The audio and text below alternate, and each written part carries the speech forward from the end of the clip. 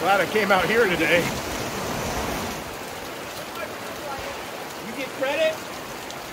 GB, when you're ready, buddy. Let's clear it out! Bunch of other folks that ain't so smart either. Stand out of the ring. Hey, you're making a lot of noise when I'm trying to record here. You think it might rain today? It might. Weatherman said there was a chance. Yeah. This is why you want to... All right, clear it out.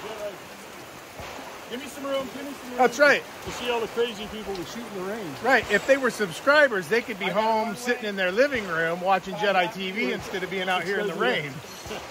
He's got a point. All right, y'all. There was too much going on out at the range, and I couldn't find a quiet space to film an intro for today's show, so we'll do it in studio. Howdy all you cowboys, cowgirls, gunfighters, and gamblers. On today's episode, we're going to talk about the Uberti 1851 Navy Richard-Mason conversions, my problem with them, and Goons Gunworks' solution to that problem. Now, if you've seen my video, why I bought a pair of SAS Rugers, then you know I reached my breaking point, so to speak, with those revolvers on that particular episode. But the problem started much earlier, as evidenced by this clip from back in 2015.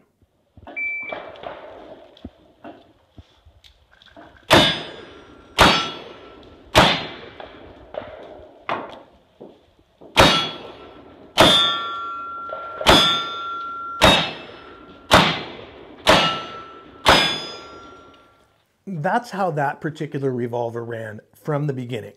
It would just lock up occasionally with no real rhyme or reason. And I've got 6 of these revolvers. The rest of them all ran just fine, straight out of the box and onto the range. But one of them, out of this pair, never did run right. Of course, looking back on it now, I probably should have sent them back to Taylor or Cimarron. I don't recall where I bought this pair. But I was pretty new to the world of single actions and the art of reloading for them, and I honestly thought it was a problem with my loads or with the black powder or something that I was doing that was causing the revolver to malfunction. And I tried everything within my skill set to get those revolvers to run consistent and reliable.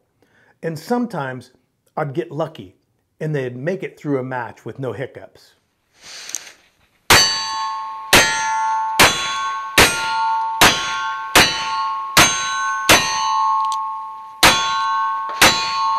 Nice one. All right, done, Cowboy. Go ahead and take those back to the unloading table. What I got? Clean? I got Smoky 2, clean. 6, Good shoot. 7, 6 Thank you. Clean. But as time went on and I moved further and further away from any sort of warranty period for the revolver, I realized that this one was just a lemon. So I tried tinkering with the internals myself. But as you know, I'm not a gunsmith and I didn't get any consistent results doing that. I also enlisted the aid of a couple of competent cowboy action shooting gunsmiths that I know, and again, none of them could make this revolver run consistently. I finally got so frustrated with the whole thing that I decided to only shoot that revolver, or that set of revolvers, occasionally, and only at matches where I wasn't necessarily concerned with the outcome.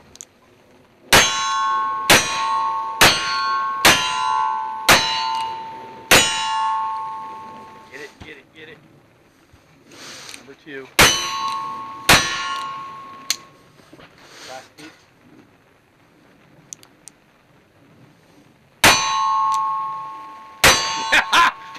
Got it. That was worth the price of admission. Way to fight through that one. Yeah.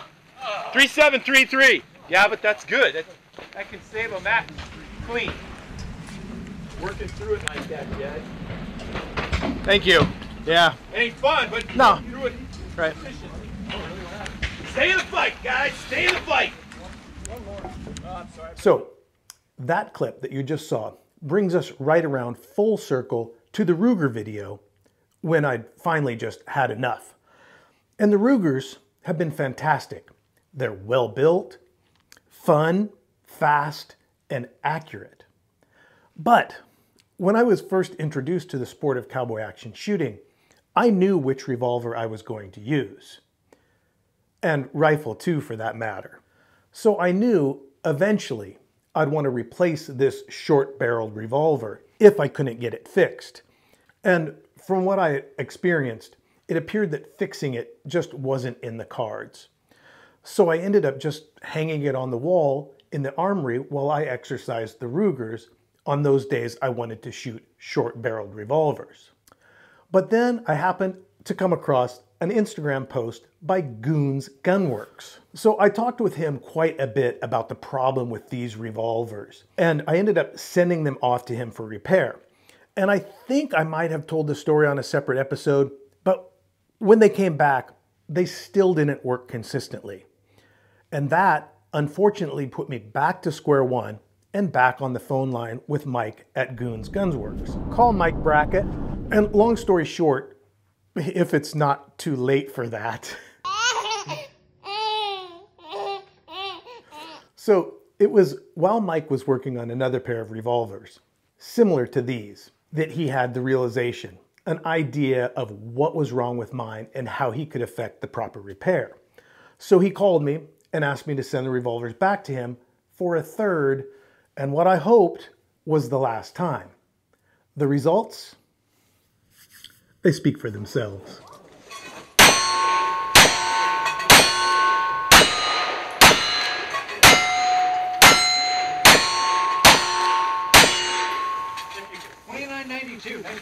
Thank you. Did you just see 24? Real black? All of my 24 Thunders? Bro, you're right. Smoke there, bud. That rifle was something else. Hey, real black, you don't even need all of your guns. I saw 24 flashes of lightning and 24 Thunders. So all of this footage of the revolvers working correctly is from the first match I shot these revolvers in after getting them back from Mike that third time. And that was about 4 or 5 months ago. I've been using these revolvers exclusively since that time, with the same results you're seeing here from the very first day.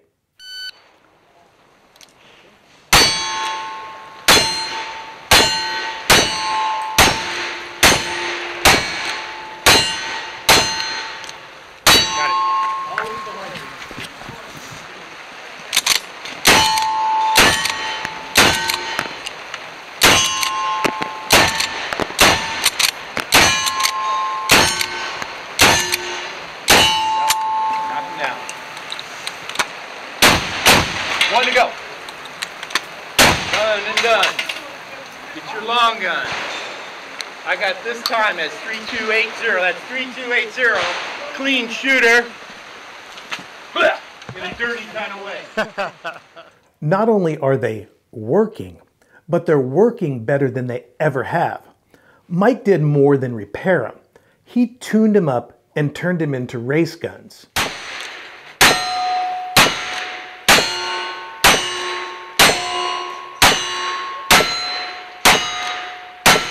Now, as far as what Mike did to him, it's a lot. I'm going to touch on some of the stuff that he and I texted back and forth about, but for details on what he does, I'd direct you to his website or to him directly. So, having said that, the repair on these revolvers included correcting the arbor length for end fit of the barrel assembly, adjusting the barrel to cylinder gap, adjusting the headspace, adding a bolt block, an action stop, an action shield, and an adjustable wedge bearing, and converting the flat action springs to coil torsion springs, along with a coil and plunger hand spring upgrade. They really got the full meal deal. Now, if you want Mike to do work for you, I'd recommend you contact him to discuss it. I'll provide you a link to do just that in the description box of this video. But honestly, I hesitate a little doing that because I've got 4 more of these revolvers that I want him to do for me, and I don't want him so busy that my work ends up on the back burner. Now, obviously, because of the work that Mike has done on these revolvers, I'm back to using them in regular rotation. Again, all the clips in this episode were shot on my first day back on the range with them. And on that trip, I paired these revolvers up with my trusty SKB shotgun and my 1866 Yellow Boy in 4440, and I quite literally had a blast.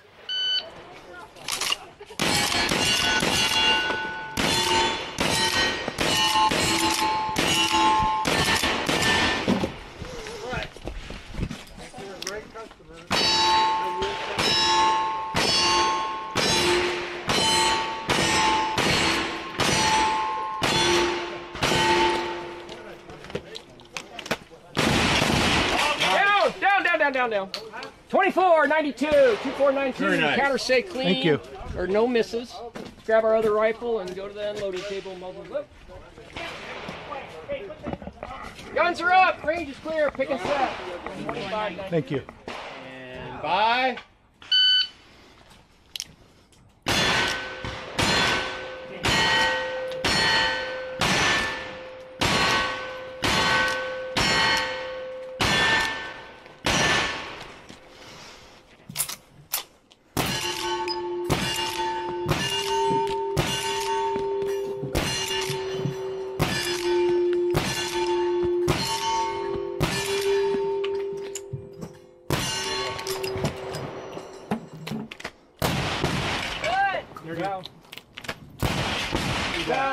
You're good. You're good.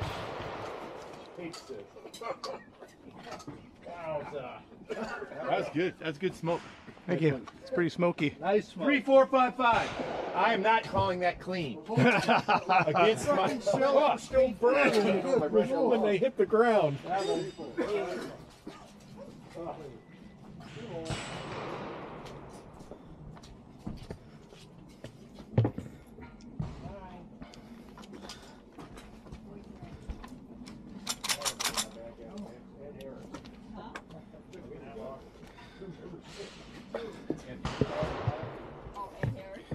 Well, that was a torture test on these pistols. 60 rounds that function flawlessly.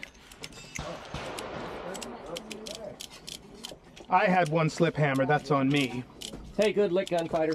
Thank you very much. Yeah, I'm here if I haven't cleared you yet.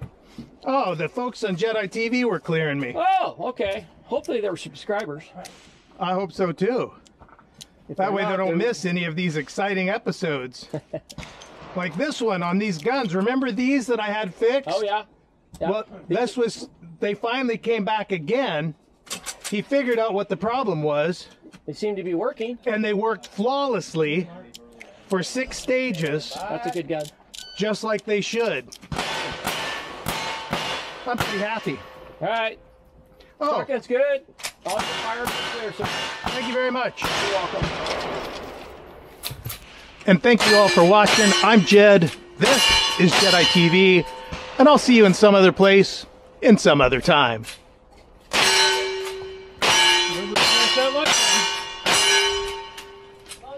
Thanks, Cedar. I didn't hear you say it, you usually do. Yeah, I forget sometimes. And you got to tell them smash that like button, or they forget. I know.